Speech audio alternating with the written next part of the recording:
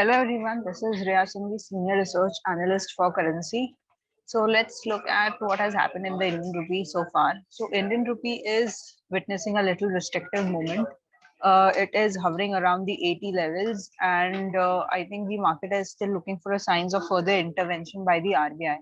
Now, why the Indian rupee will continue to have a pressure? Because there are various factors that is affecting it. There are certain balance of payment concerns for India, including high oil imports, jumping trade deficit, outflow of foreign portfolio investment, and there is also a depleting forex reserves. We have seen a dip of $60 billion from the peak into our forex reserves.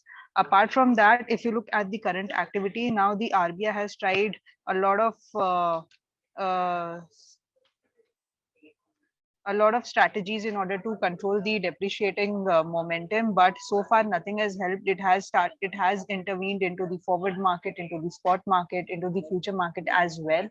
Now there has been a few statements that have been released by the finance minister. Now what it is stating that right now the government and the RBI are working towards controlling the volatility of the rupee rather than controlling the depreciation nature of the currency.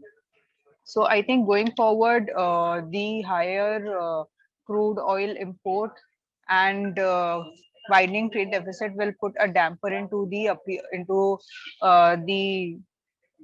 Indian rupee momentum, and we could see a gradual depreciation towards 80.40 to 80.75 in the coming days. Moving on, the major event for the day is the ECB policy meet. So they are going to deliver a long-awaited first rate hike. The expectation is that 25 bips rate hike could be expected, and then they could move towards 50 bips in the September meeting rather than going for a major rate hike right now. Uh, the anticipation around the anti-fragmentation tool is another thing that the market will be looking out for. Of course, if there is no such steps taken into this meeting, or if there is a lack of guidelines regarding that, it could again put the euro towards testing the levels of parity in the coming days.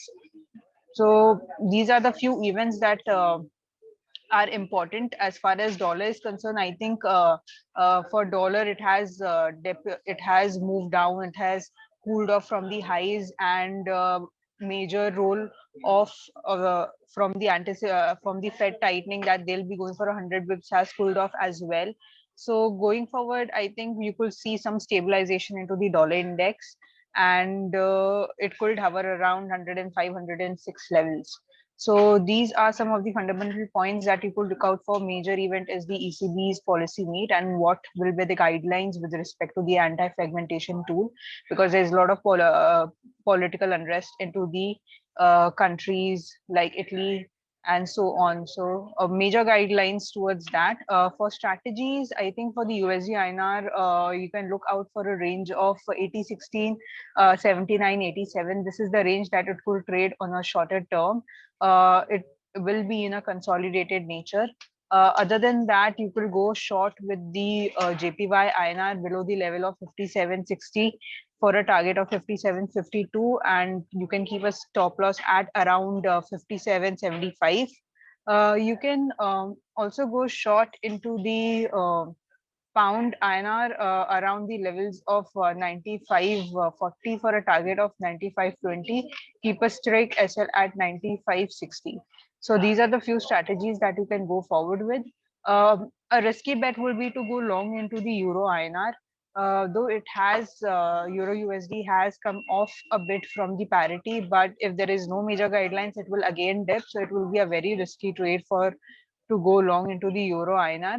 If one wants to take a risk, one can buy above the level of 81.55 for a target of 81.80 with a stop loss at 81.28.